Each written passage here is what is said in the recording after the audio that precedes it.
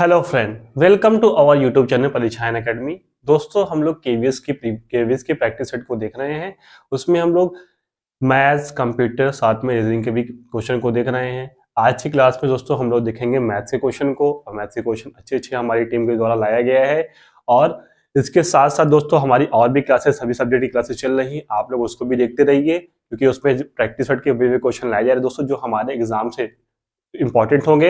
और साथ ही वे question collect किया गया है जो हमारी टॉपिक वाइज पूरे टॉपिक को क्या कर रहे हैं, कवर कर रहे हैं। चलिए दोस्तों, आज की क्लास हम लोग स्टार्ट करते हैं। तो आज की क्लास हमारी है केवीएस मैथ्स के प्रैक्टिस सेट के साथ स्टार्ट करेंगे। चलिए देखते हैं पहला क्वेश्चन हमारा क्या है। दोस्तों, पहला क्वेश्चन दिया हुआ 5 सही 1/3,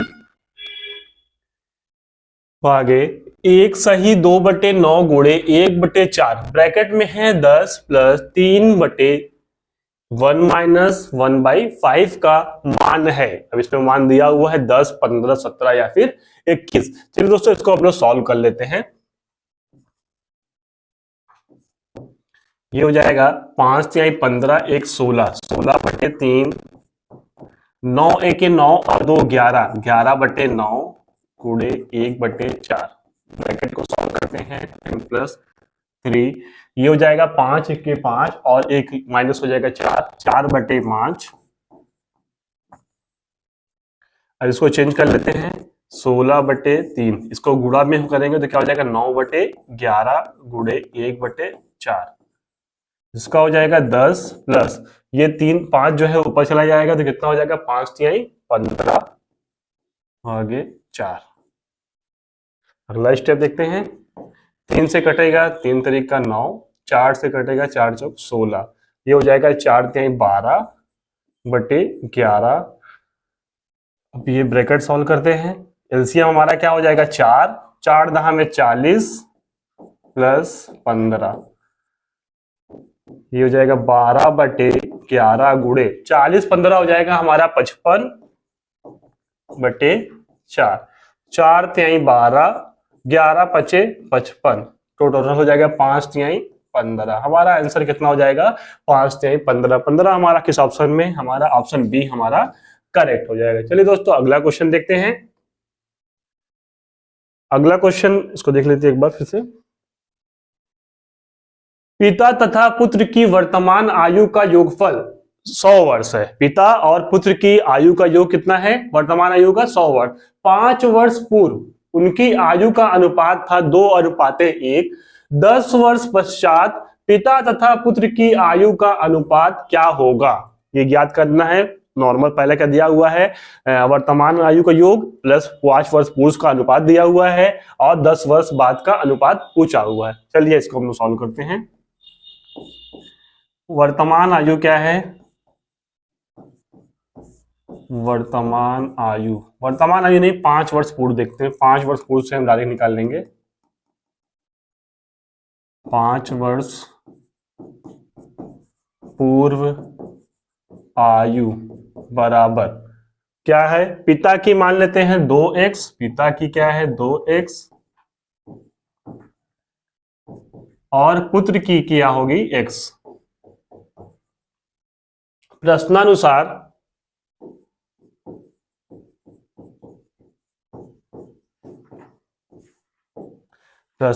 क्या होगा हमारा 2x प्लस x प्लस 10 बराबर 100 की, क्योंकि क्वेश्चन में कहा है दोनों की वर्तमान आयु का योग कितना है 100 वर्ष है, जबकि 5 वर्ष पूर्व, अगर 5 वर्ष पूर्व इनके जाएंगे 5 वर्ष पिता के भी जाएंगे, पिता पुत्र दोनों के कितना 10 वर्ष हो जाएगा। 2x प्लस x प्लस 10 बराबर 100 के, तो ये हो जाएगा हमारा 2x और x 3x बराबर 100 माइनस 10, तो 3x बराबर हो जाएगा 90, x बराबर हो जाएगा 90/3, तो x बराबर हो जाएगा हमारा 30। x का मान हमें मिल गया कितना 30। इसका मतलब ये क्या होगा, पुत्र जो होंगे 30 वर्ष के होंगे, जबकि पिता क्या होंगे 30 दूना 60 वर्ष। ये कब है 5 वर्ष पूर्व। अब पूछा क्या है, अगर 5 साल ऐड कर देंगे 10 साल बाद जोड़, मतलब कि 5 साल बाद अगर कहेंगे तो 5 साल बाद इनके कितना हो जाएगा 60 30 90 90 और 100, ये पूरा हो जा रहा है हमारा। लेकिन आगे क्वेश्चन में कहा है 10 वर्ष पश्चात अगर कहा इनका अनुपात ज्ञात करने के लिए, तो 10 वर्ष पश्चात क्या हो जाएगा, 60 + 15 बटे 30 + 15। अब देखिए यहाँ पे आप लोग कहेंगे 15 कैसे कर दिया गया, क्योंकि वो 5 वर्ष पूर्व है, 5 वर्ष पूर्व से वर्तमान में आने पे 5 वर्ष लग जाएगा, और 10 वर्ष बाद 10 वर्ष उधर का 5 वर्ष इधर, कितना हो जाएगा हमारा 15 वर्ष। तो यहाँ पे लिख दिए 60 + 15 30 + 15, तो ये हो जाएगा 75 बटे 45। 15 से काट लेते हैं, 15 × 5 = 75, 15 × 3 = 45। तो हमारा अनुपात कितना हो जाएगा, 5:3। हमारा किस ऑप्शन में है, पहला ही ऑप्शन हमारा करेक्ट हो जाएगा, 5:3 का। अगला क्वेश्चन देखते हैं। साधारण ब्याज पर 8 वर्षों में एक राशि में 80% की वृद्धि हुई। समान ब्याज दर पर 3 वर्ष के बाद 15,000 पर चक्रवृद्धि ब्याज क्या होगा। चक्रवृद्धि ब्याज पूछा हुआ है 15,000 की राशि पर क्या होगा। चलिए इसको भी सॉल्व कर लेते हैं। हमारा SI बराबर हो जाएगा, कहा गया है x, माना राशि जो है, राशि P बराबर हमारा क्या होगा, x मान लेते हैं, क्योंकि हमको वो पहले ज्ञात करना होगा। SI बराबर होगा हमारा x गुणे 80/100, क्योंकि वहां पे कहा है कितनी वृद्धि हो रही, 80% की वृद्धि हो जा रही है। चलो इसको कर लेंगे, तो ये हो जाएगा बराबर 0.8x।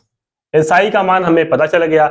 अब मान ज्ञात करेंगे R का, तो हमारा R SI = क्या होता है हमारा PRT/100। R ज्ञात करना है, R को बाहर करेंगे, R = SI × 100 by P × T समय। ठीक, अब SI हमारा कितना आया है, 0.8 गुणे 100 बटे P बराबर हमने क्या माना है, x माना है, और समय कितना है 8 वर्ष है, यहाँ पे दिया हुआ क्वेश्चन में 8 वर्ष। ये हमारा 0.8x है, x से कैंसिल हो गया, 8 से करेंगे तो कितना हो जाएगा 0.1। 0.1 का गुणा अगर 100 में करेंगे तो कितना आ जाएगा 10%। इसका मतलब हमें ज्ञात हो गया, R का मान ज्ञात हो गया और हमें SI भी ज्ञात हो गया। अब आगे हम लोग देख लेते हैं CI, वो क्या नाम है, A बराबर चक्रवृद्धि ब्याज बराबर क्या होगा, चक्रवृद्धि ब्याज निकाला तो हम पहले A निकाल लेते हैं। A बराबर हमारा P ब्रैकेट में 1 + R/100 की पावर T। A बराबर हमारा क्या है 0.8, P बराबर हमारा क्या है x है, P बराबर हमारे कितना आया है x, सॉरी यहाँ पे कितना दिया हुआ है 15,000, यहाँ पे P का मान कितना दिया हुआ है 15,000 हो जाएगा। x तो हमारा उसका मान है, राशि का मान है। P बराबर हमारा हो गया 15,000, 1 + R का मान हमने ज्ञात किया है कितना है 10%, 10/100 की घाते कितना है 3 वर्ष के लिए है, यहाँ पे 3 वर्ष है तो यहाँ पे कितना करेंगे 3 वर्ष। ये 1 0 से 1 0 कैंसिल हो जाएगा, ये हो जाएगा 15,000 गुणे 10 के 10 और 1 11, 11/10 गुणे 11/10 गुणे 11/10। ये 3 0 से 3 0 कैंसिल हो जाएगा। 11 का घन कितना होता है 1331, तो 15 गुणे 1331 करेंगे तो हो जाएगा 15 × 1 = 15, 15 × 3 = 45, 15 × 3 = 45, 4 × 49, 15 × 1 = 15, 4 × 19। हमें दोस्तों A बराबर ज्ञात हो गया। A बराबर कितना ज्ञात हुआ है 19,951, और हमें CI ज्ञात करना है, तो CI बराबर हो जाएगा हमारा A - P। तो A - P हमारा क्या है 19,951 माइनस 15,000, तो 15,000 बराबर कितना हो जाएगा 4,951। हमारा आंसर हो जाएगा दोस्तों 4,951। देखते हैं किस ऑप्शन में है 4,951। एक मिनट, 15 के 15 दोस्तों, यहाँ पे 15 के 15 होगा ना, 15 × 1 = 15, 15 × 3 = 45 और 1 46, 15 के 15 के 5, 15 × 3 = 45, 1 46, 15 × 45 4 49, 15 × 15 4 49 हो जाएगा यहाँ पर 19,965। तो ये हो जाएगा 4965 हो जाएगा। कितना आएगा? 4965। 4965 हमारा ऑप्शन सी में है, यही हमारा करेक्ट हो जाएगा। अगला क्वेश्चन देखते हैं। ए अकेले 25 दिनों में एक कार को पूरा कर सकता है और बी अकेले उसी कार को 20 दिनों में कर सकता है। ए 25 दिन में, बी 20 दिनों में। ए ने कार शुरू किया और 7 दिन कार करने के पश्चात बी बचे हुए कार को पूरा करने के लिए ए के साथ शामिल हो गया। पहले ए क्या था? 7 दिन अकेले काम किया है, उसके बाद 7 दिन के बाद बी आए हैं। कितने दिनों में कुल कार समाप्त हुआ? कुल कार पूछा हुआ है। ए का कार कितना है? 25, बी का कार है 20। दोनों का एलसीएम क्या हो जाएगा? ए बी का, ये हो जाएगा 100। 25 चौका 100, 20 पंचे 100। ठीक है। अब देखिए ए जो है एक दिन में कितना कार्य कर रहा है? 4। तो 7 दिन में कितना करेगा? 7 चौक 28। यहाँ पे अगर 7 चौक 28, 28 क्या करेंगे? माइनस कर लेंगे। ये बचेगा हमारा 72 कार, 72 बचेगा। अब इसके बाद देखिए 4 का तो कार कंप्लीट हो गया, 4 गुणे 7 किए तो 28 हो गया है। 4 गुणे 7 बराबर 28। अब ये अकेले कार्य कर रहे थे 7 दिन, अब 7 दिन कंप्लीट हो गया। उसके बाद ए और बी मिल करके काम किए, मतलब ये दोनों लोग मिल करके काम किए। तो एक दिन का काम इनका 4 है और बी का कितना है? 5 है। तो 4 5 कितना हो जाएगा? 9। अगर यहाँ 9 से भाग देंगे, 9 8 72, तो टोटल कितने दिन में दोनों लोग मिलकर काम करेंगे? 8 दिन में। अब क्वेश्चन में पूछा हुआ है कितने दिनों में कुल कार्य समाप्त हुआ। कुल कार्य पूछा हुआ है। पहले क्या था? 8 दिन, और वो अकेले कितने दिन में किए? 7 दिन। तो 8 7 बराबर हो गया 15 दिन। 15 दिन में कुल कार्य क्या हो गया? समाप्त हो गया। कुल कार्य बराबर यहां लिख देते, कुल कार्य कितने समय में समाप्त हुआ है? तो 15 दिनों में कुल कार्य समाप्त हो गए। हमारा ऑप्शन डी करेक्ट हो जाएगा। चलिए अगला क्वेश्चन देखते हैं। त्रिभुज के दो कोणों के बाहरी द्विभाजक के बीच का कोण 60 अंश है, तो त्रिभुज का तीसरा कोण क्या होगा? चलिए एक त्रिभुज पहले ड्रॉ कर लेते हैं। ये हमारा ए बी सी, इसमें क्या कहा है? द्विभाजक के बीच का कोण। ये हमारा जो होगा, ये मान लेते हैं ओ, ये हमारा दिया हुआ है 60 अंश का। हमें ये ज्ञात करना ये कोण कितने अंश का होगा। चलिए ज्ञात कर लेते हैं। कोण BOC बराबर 60 अंश दिया हुआ है। कोण AOC, कोण BAC बराबर, कोण BOC बराबर जो होगा 90। आगे क्या कहा है? उसका क्या होता है? द्विभाजक के बीच का कोण 60 अंश, तो तीसरा उसका क्या हो जाएगा? 90 माइनस 1/2 BAC, इसके बराबर हो जाएगा 1/2 BAC के बराबर है। कोण BOC का मान कितना है? 60 अंश बराबर 90 अंश माइनस 1/2 BAC। 1/2 BAC को इधर करेंगे तो क्या होगा? ये हमारा प्लस हो जाएगा, माइनस में था, बराबर 90 माइनस 60। तो 1/2 BAC बराबर होगा हमारा 30 अंश। ये क्या होगा? क्रॉस मल्टीप्लाई हो जाएगा, तो ये हमारा हो जाएगा BAC बराबर 30 गुणे 2 बराबर 60 अंश। यही पूछा हुआ था BAC का मान, मतलब इसका मान कितना हो जाएगा? तो कितना हो जाएगा? 60 अंश हो जाएगा। हमारा ऑप्शन सी करेक्ट हो जाएगा। चलिए अगला क्वेश्चन देखते हैं। क्वेश्चन नंबर 6 है, एक आयताकार कमरे की सतह 15 मीटर लंबी और 12 मीटर चौड़ी है। इस कमरे के चारों ओर 2 मीटर चौड़ा बरामदा है। बरामदे का क्षेत्रफल ज्ञात करना है। चलिए इसको कर लेते हैं।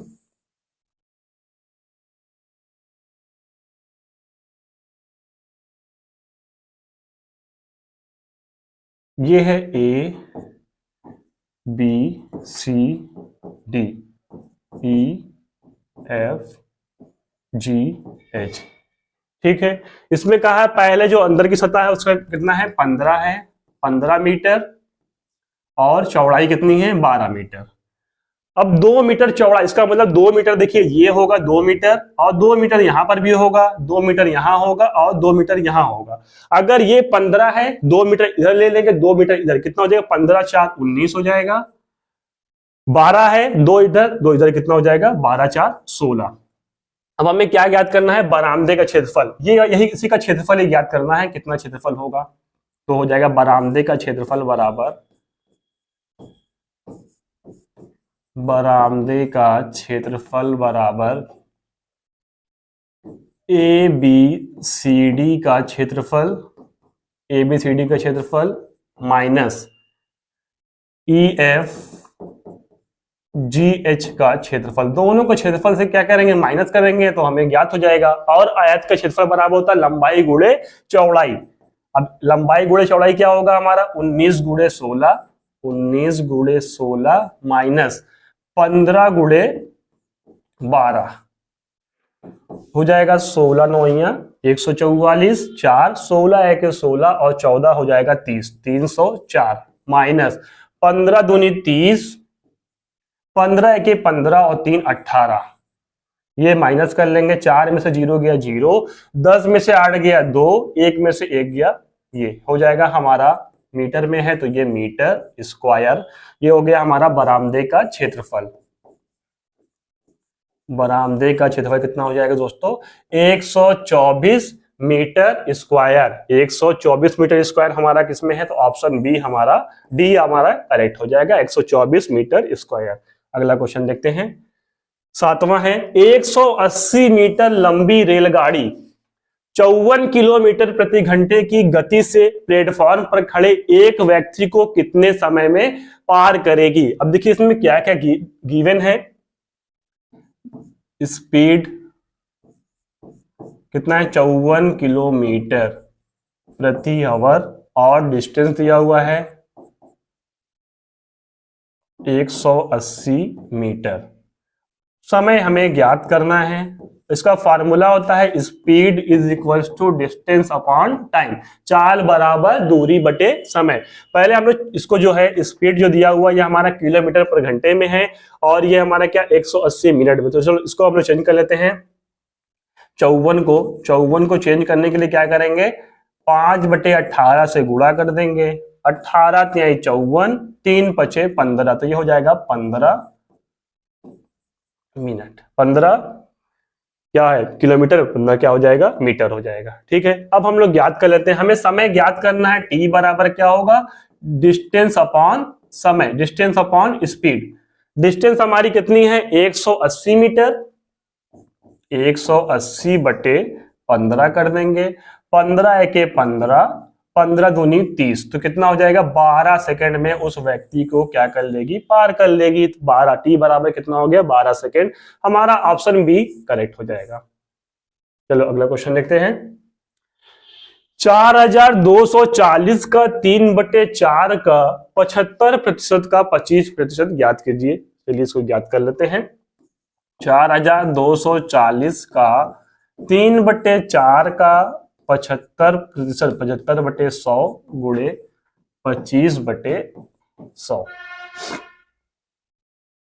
ये हो जाएगा 25 के 25, 25 चौका 100, 25 तिहाई 75, 25 चौका 100। ठीक, अब 4 से काटते हैं, ये वाले 4 से काटते हैं इसको, ये हो जाएगा 4 दहा में 40, 4 छंग 24, 4 0 0। फिर ये 4 से काटते हैं, ये हो जाएगा हमारा 4 दूनी 8, 4 छंग 24, 4 पंचे 20, यहां पर 3/5 होगा, 4 नहीं होगा। फिर 5 से काटेंगे, 5 से काटेंगे तो ये हो जाएगा 5वां 25 और 5 तिहाई 15, कितना हो जाएगा 53 गुणे 3 गुणे 3। यहाँ पे कितना बच रहा है 53, ये बच रहा है, 3 ये बच रहा है और 3 ये बचेगा, तो ये हो जाएगा 3 तरीक का 9, 9 तो 27 के 7, उसके बाद 3 तरीक का 9, 9 तो 27 के 7 और 9 बचे 45, 2 47, कितना आ जाएगा हमारा 477। क्या करेंगे इसको, क्या करेंगे इसे सॉल्व कर लेंगे, हमारा आंसर कितना हो जाएगा 53 गुणे 3 गुणे 3, इसका गुणा कर लेंगे तो कितना आ जाएगा 477, हमारा ऑप्शन पहला ही करेक्ट हो जाएगा। चलिए आगे क्वेश्चन देखते हैं, रामलाल ने 1235 में 13 किलोग्राम चावल खरीदे, इसमें से रामलाल ने 150 रुपए प्रति किलोग्राम की दर से 5 किलोग्राम चावल श्यामलाल को बेच दिया, तो रामलाल को 35 रुपए का लाभ कमाने के लिए शेष चावल किस दर से बेचना होगा। चलिए इसको सॉल्व करते हैं। 1235 रुपए में चावल टोटल लिए हैं, 13 किलोग्राम चावल है, तो पर किलो कितना होगा इसको ज्ञात करते हैं पहले। 1235 13 किलोग्राम है, ये पर किलो कितना हो जाएगा, 13 9 117 बचेगा 6, 13 पचे 65, इसका मतलब 95 रुपए पर केजी उन्होंने खरीदा हुआ है।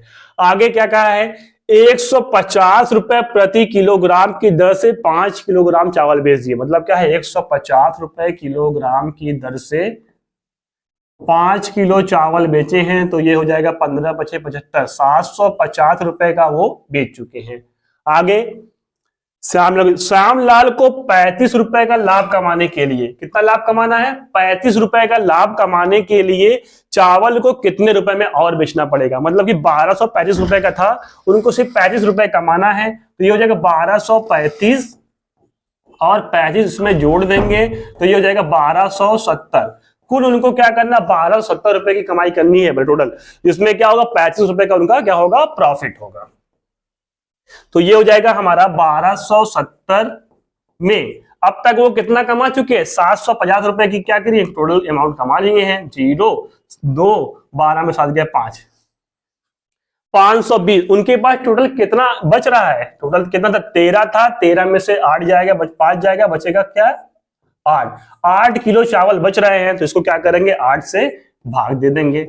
8 छंग 48, 8 पंचे 40। अगर वो 65 रुपए पर केजी के रेट से बेचेंगे तो उनको 35 रुपए का लाभ हो जाएगा। यही क्वेश्चन है, पूछा था किस दर से बेचना होगा, तो 65 रुपए प्रति केजी के हिसाब से बेचना होगा। हमारा ऑप्शन सी करेक्ट हो जाएगा। अगला क्वेश्चन देखते हैं, दो संख्याएं 5:6 के अनुपात में हैं, यदि उनका लसा 120 हो तो मसा ज्ञात करिए। दो संख्याओं का अगर दिया हुआ है, अनुपात में दिया हुआ है, तो इसका फार्मूला होता है, संबंध होता है पहली संख्या गुणे दूसरी संख्या बराबर एचसीएफ गुणे एलसीएम। चलिए इसको भी हम लोग सॉल्व कर लेते हैं। माना पहली संख्या बराबर, पहली संख्या मानते हैं 5x, दूसरी संख्या 6x। हमारा लसा दिया हुआ है, एलसीएम दिया हुआ है 120, एचसीएफ हमें क्या ज्ञात करना है, फॉर्मूला होता है पहली संख्या गुणे दूसरी संख्या बराबर एचसीएफ गुणे एलसीएम। पहली संख्या बराबर हमने क्या माना है, चलिए इसके बराबर एचसीएफ के बराबर x मान लेते हैं, तो यहां पर x लिख देते हैं डायरेक्ट।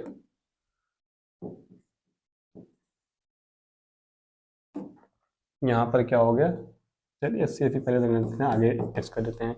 पहली संख्या बराबर 5x, दूसरी संख्या क्या है 6x, एचसीएफ क्या है हमारा x है, एलसीएम दिया हुआ है 120, 5 6 30x स्क्वायर बराबर x गुणे 120 करते हैं। x से एक x कैंसिल हो गया, अब बचेगा क्या 30x बराबर 120, x बराबर हो जाएगा 120 बटे 30, 3 चौक 12 हो जाएगा, x का मान कितना आ गया 4।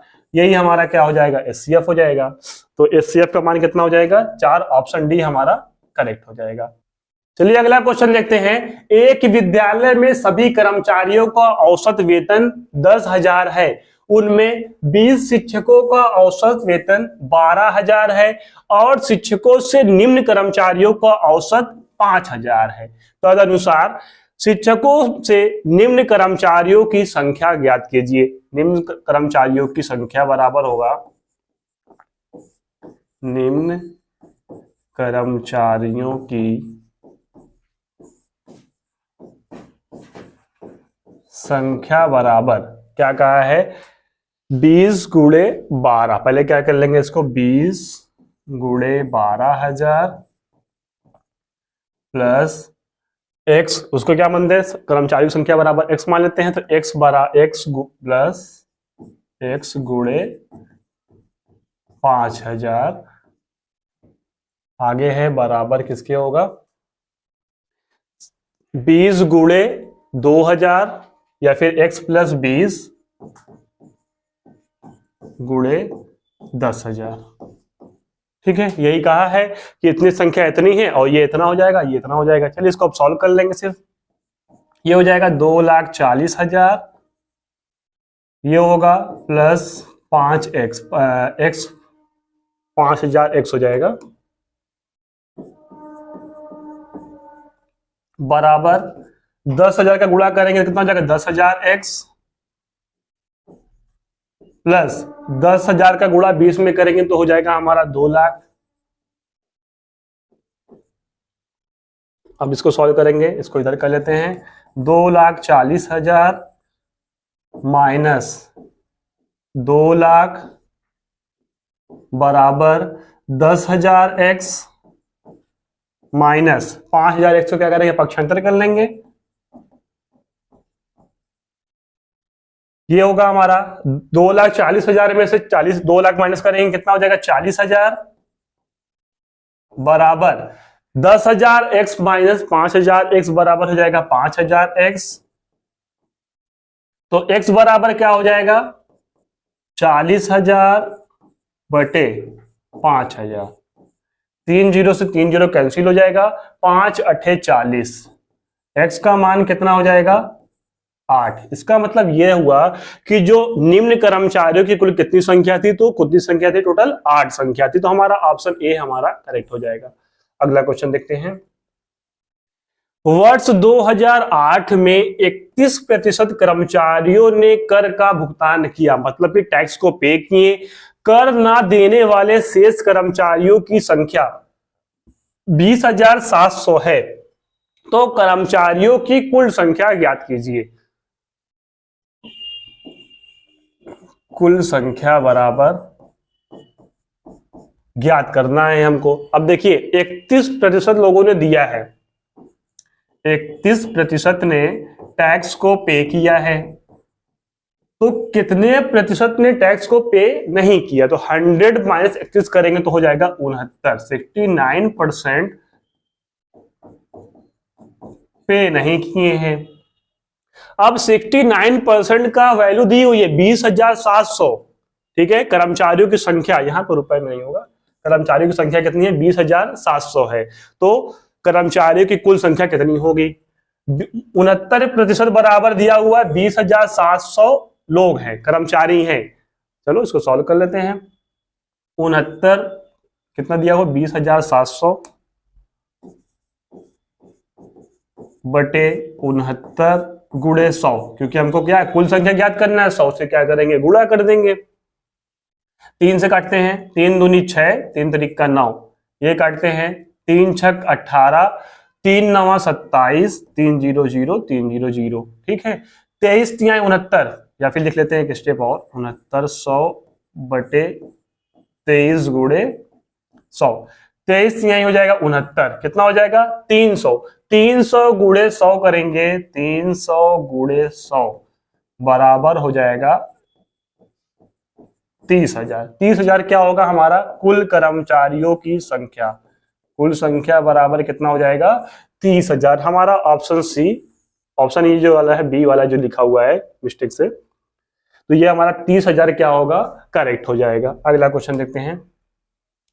यदि किसी गैर शून्य x हेतु 3x square plus 5x plus 3 बराबर 0 है तो x cube plus 1 by x cube का मान क्या होगा। चलिए इसको भी देख लेते हैं। 3x square plus 5x minus 3 बराबर 0, तो ये हो जाएगा 3x स्क्वायर माइनस 3 बराबर माइनस 5x। अब क्या करेंगे 3x से दोनों पक्षों में क्या करेंगे गुणा कर देंगे। 3x से सॉरी भाग देंगे, गुणा नहीं करेंगे, 3x से भाग देंगे। 3x से भाग देंगे तो क्या हो जाएगा, ये हमारा 3 कट गया, x भी कट गया, क्या बचेगा x बचेगा, माइनस 3 3 से कैंसिल हो जाएगा, बचेगा क्या 1 बटे x बराबर x कट जाएगा, क्या बचेगा माइनस 5 बटे 3। दोनों पक्षों का आप क्या करेंगे घन करेंगे, दोनों पक्षों का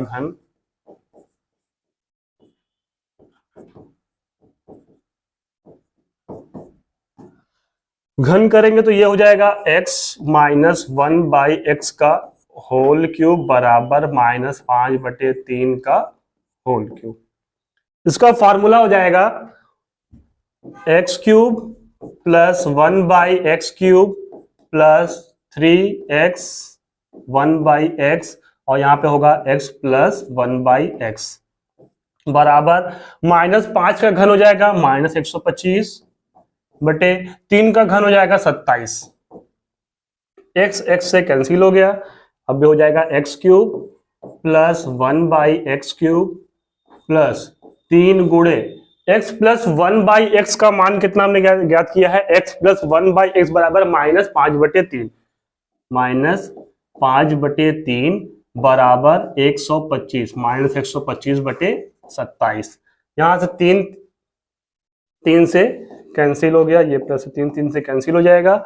अब क्या बचेगा x³ प्लस 1/x³ प्लस 3, यहां पे माइनस में होगा तो प्लस होगा ना, -3x, ये माइनस होगा ना, -3 से कैंसिल हो गया, क्या हो जाएगा -5, ये प्लस ही होगा, ठीक है।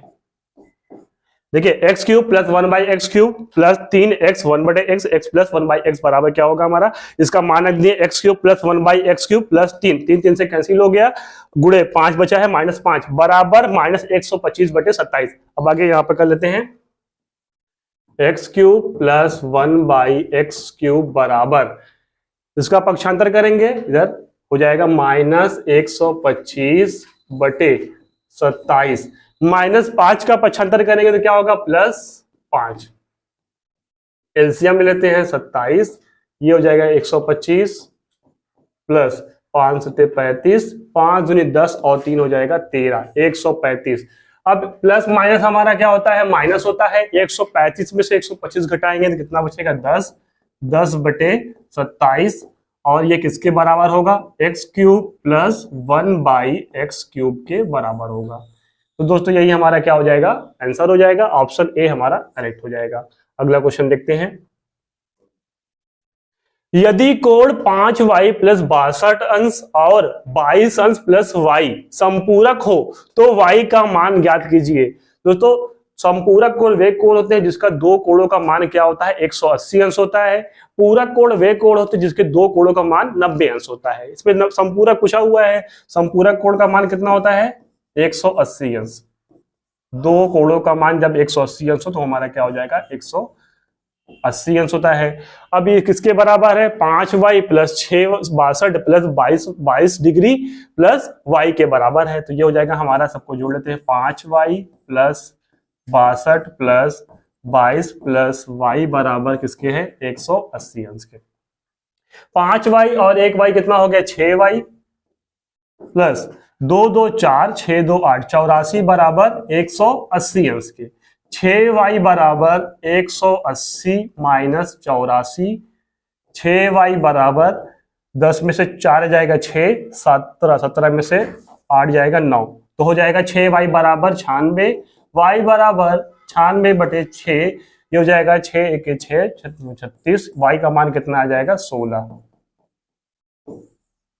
हमारा किस ऑप्शन में है, ऑप्शन ए हमारा क्या होगा करेक्ट हो जाएगा, y बराबर 16 डिग्री। अगला क्वेश्चन देखते हैं, त्रिभुज PQR की भुजा QR को बिंदु S पर बढ़ाया गया है। यदि PRS त्रिभुज ये कोण है, यदि कोण PRS बराबर 105 अंश तथा Q बराबर 1/2P है तो P का मान ज्ञात कीजिए।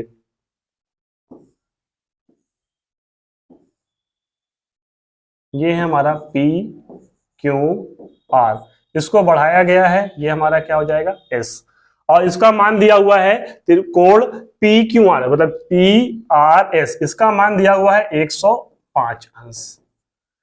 Q की कंडीशन में कहा है Q जो है P का आधा है, P का मान ज्ञात करिए। चलिए इसको ज्ञात कर लेते हैं। दिया हुआ है कोण PRS बराबर 105 अंश और ये जो कोण होगा PQR प्लस कोण PQR QPR बराबर कोण पी आर एस के, ये कितने अंश के बराबर है? 105 अंश के। मतलब ये दोनों को जो कोण का मान होगा वो किसके बराबर होगा? पी आर एस के, मतलब इसके मान 105 अंश के बराबर होगा। अगली कंडीशन में कहा है कि Q जो है 1/2 पी, Q जो है उसका आधा है, इसका मतलब क्या हो जाएगा? पी क्यू आर आधा है 1/2 Q P R plus Q P R बराबर पी आर एस के, और ये किसके बराबर है? 105 अंश के बराबर है। अगर हमारा एलसीएम लेते हैं, ये 2 एलसीएम हो जाएगा, ठीक है। ये कितना हो जाएगा? क्यू पी आर प्लस ये होगा 2 का गुणा करेंगे, कितना हो जाएगा? 2 क्यू पी आर बराबर 105 अंश के। 2 क्यू पी आर और 1 क्यू पी आर हो जाएगा हमारा 3 Q P R, 3 Q P R बराबर, इसका क्रॉस मल्टीप्लाई हो जाएगा, 105 गुणे 2 बराबर हो जाएगा 210। तो क्यू पी आर, ये आर है, क्यू पी आर बराबर या फिर कोण पी बराबर क्या होगा हमारा? 210/3, तो ये हो जाएगा 3 सते 21, 300। इसका मतलब कोण पी का मान कितना आ जाएगा? 70 अंश। तो कोण पी का मान 70 अंश आया, उसका आधा क्या है? कोण क्यू है, कोण क्यू का मान कितना हो जाएगा? 35 अंश। और दोनों का जो जोड़ है, दोनों को जोड़ने पे कितना आना चाहिए हमारा? 105 अंश के बराबर होगा। तो यही हमारा पूछा था, ये कितना है? 70 अंश और ये हमारा 35 अंश। कोण पी पूछा था, कोण पी का मान कितना हो जाएगा? 70 अंश हो जाएगा। हमारा ऑप्शन सी करेक्ट हो जाएगा। आगे क्वेश्चन देखते हैं। एक नाव धारा की दिशा में 2 घंटे में 16 किलोमीटर की दूरी तय करती है। 2 घंटे में 16 किलोमीटर की दूरी तय करती है, जबकि धारा के विपरीत दिशा में इतनी ही दूरी तय करने में 4 घंटे लेती है। शांत जल में नाव की चाल कितनी है? चलिए देखते हैं। धारा की दिशा में कितना घंटे पर घंटे कितना का? धारा की दिशा 16 किलोमीटर की दूरी 2 घंटे में कर रहे हैं, 16/2 करेंगे तो ये हो जाएगा 8 किलोमीटर पर घंटे में कंप्लीट कर रहे हैं। और धारा की विपरीत दिशा पे क्या कर रहे हैं? समान दूरी है और कितना समय ले रहे हैं? 4 घंटे। तो ये हो जाएगा 16/4 बराबर 4 किलोमीटर पर आवर। 1 घंटे में टोटल कितना चलना है? 4 किलोमीटर। आगे पूछा है शांत जल में नाव की चाल बराबर हो जाएगा, शांत जल में नाव की चाल बराबर, टोटल जोड़ लेंगे 8 + 4/2, 8 × 4 = 12/2 बराबर हो जाएगा हमारा 6 किलोमीटर पर आवर। कितना हो जाएगा? 6 किलोमीटर पर घंटे। हमारा ऑप्शन बी करेक्ट हो जाएगा। आगे क्वेश्चन देखते हैं, क्वेश्चन नंबर 17। एक समकोण त्रिभुज का कर्ण 41 सेंटीमीटर तथा सबसे छोटी भुजा की लंबाई 9 सेंटीमीटर है, तो त्रिभुज का क्षेत्रफल क्या होगा? समकोण त्रिभुज का क्षेत्रफल पूछा हुआ है। ये है समकोण त्रिभुज एक ABC, इसमें कर्ण दिया हुआ है 41 और एक भुजा दी है। अब कोई भी भुजा मान लेते हैं, मान लो इसको मानते हैं 9 सेंटीमीटर है। अब पहले हमको ये जो हमारी लंब है इसको ज्ञात करना होगा। लंब को ज्ञात कर लेंगे, आगे हमारा त्रिभुज का क्षेत्रफल होता है 1/2 आधार गुणे ऊंचाई, उसके बाद सॉल्व करेंगे, हमारा आंसर आ जाएगा। चलिए पाइथागोरस प्रमेय यूज करते हैं। पाइथागोरस प्रमेय क्या कहता है? कर्ण पर बना वर्ग अन्य दो भुजाओं के योगफल के बराबर होता है। इसका मतलब हो जाएगा AC का वर्ग बराबर AB का वर्ग प्लस BC का वर्ग। AB का वर्ग, AC का वर्ग दिया हुआ है 41 का वर्ग बराबर AB का वर्ग क्या है? 9 प्लस BC का वर्ग। BC बराबर हो जाएगा, BC का वर्ग इधर करते हैं बराबर 41 का वर्ग हो जाएगा 1681 माइनस 9 का वर्ग हो जाएगा 81। ये माइनस करने पे कितना हो जाएगा? 1600। BC बराबर हो जाएगा हमारा करड़ी में 1600, फिर BC का 1600 किसका वर्गमूल है तो ये हो जाएगा 40 का, 4 चौक 16। कितना हो जाएगा हमारा? BC बराबर 40 सेंटीमीटर। ये हमें ज्ञात हो गया 40 सेंटीमीटर। आगे क्वेश्चन पूछा है त्रिभुज का क्षेत्रफल। तो त्रिभुज का क्षेत्रफल बराबर होता है, त्रिभुज का क्षेत्रफल बराबर 1/2 आधार गुणे ऊंचाई, आधार गुणे ऊंचाई। 1/2 आधार हमारा क्या है 9 है, ऊंचाई हमने कितनी ज्ञात की है 40, 2 से काटेंगे तो 20 बार में जाएगा और 20 गुणे 9 करेंगे तो 2 9 18, 180 सेंटीमीटर स्क्वायर हमारा क्या हो जाएगा समकोण त्रिभुज का क्षेत्रफल हो जाएगा। ऑप्शन हमारा बी करेक्ट हो जाएगा। क्वेश्चन नंबर 18 देखते हैं। विवेक ने एक रेडियो 10% छूट पर खरीदा, उसने चुकाई गई कीमत पर 30% का लाभ लेकर उसे बेच दिया, तो उसने वास्तविक कीमत पर कितने प्रतिशत का लाभ अर्जित किया। चलिए इसको देखते हैं। मानिए जो वास्तविक मूल्य क्या है, वास्तविक मूल्य बराबर हम 100 मानते हैं, वास्तविक मूल्य बराबर 100 रुपए। अब इस पे डिस्काउंट कितने का हो रहा है 10%, डिस्काउंट हमारा कितना हो रहा है 10%। आगे लाभ कितना कमा रहे हैं 30%, प्रॉफिट कितना हो रहा है 30%। सीपी कितना हो जाएगा, सीपी हमारा हो जाएगा 90।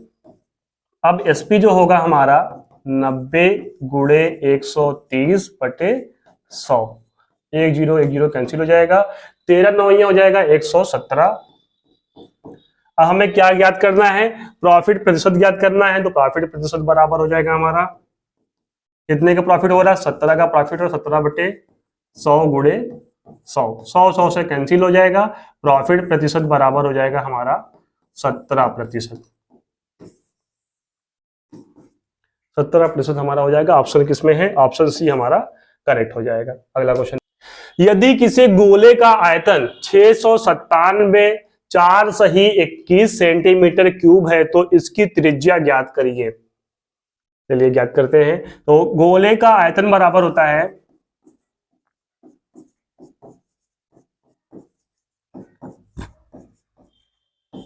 4/3 पाई आर क्यूब के, और इसका मान दिया हुआ 697 सही 4/21 पर। इसको हम लोग ज्ञात कर लेते हैं 697 21, 7 9 6, 2 फते 14, 2 9 18, तो 1 19, 2 6 12 और 1 13, 7 9 4 13, 9 6 15, 1 16, ये हो जाएगा 4 1, इसमें 4 और जोड़ देंगे, ये हो जाएगा 1 4 6 4 1, 14,641, 14,641 बटे 21 बराबर 4/3, पाई का मान होगा 22/7, आर क्यूब हमें ज्ञात करना है। चलिए आर क्यूब बाहर करते हैं, डायरेक्ट सॉल्व कर लेते हैं। आर क्यूब बराबर जो हमारा गुण क्या करेंगे क्रॉस मल्टीप्लाई करेंगे, जो गुणा में होगा भाग में हो जाएगा, जो भाग में है वो गुणा में हो जाएगा। 14,641 गुणे 3 गुणे 7 बटे 21 गुणे 4 गुणे 22। देखिए 3 सत्ते 21, 21 से कैंसिल हो गया। उसके बाद है 11 से काटेंगे, इसको 11 दूनी 22, इसे कटेंगे 11 1 11, 11 1 11 बचेगा 3, 36 हो जाएगा, 11 3 33, 3 बचेगा 34, 11 3 33, 11 1 11, 1331 हो गया। बचेगा क्या नीचे 4 दूनी 8, आर क्यूब बराबर 1331/8। तो आर बराबर हो जाएगा हमारा करनी में 1331/8 का घनमूल निकालना है। अब 1331 किसका घनमूल है, तो वो है 11 का। 8 का घनमूल क्या होगा, ये हो जाएगा 2 का, तो हमारा हो जाएगा 11/2। अब हमारा देखिए यहाँ पे पॉइंट में आंसर दिया हुआ है, तो इसको भाग दे देंगे, 2 पंचे 10, 2 पंचे 10 सेंटीमीटर। आर का मान कितना हो जाएगा 5.5 सेंटीमीटर। हमारा ऑप्शन डी करेक्ट हो जाएगा। तो दोस्तों इसी के साथ हमारी आज की क्लास कंप्लीट होती है। अगर आपको कहीं पर भी कोई भी डाउट हो तो कमेंट सेक्शन में जरूर पूछेगा, और हमारा साथ देते रहिए। हमारे चैनल को लाइक शेयर और सब्सक्राइब जरूर करिए। आप सभी का बहुत बहुत धन्यवाद।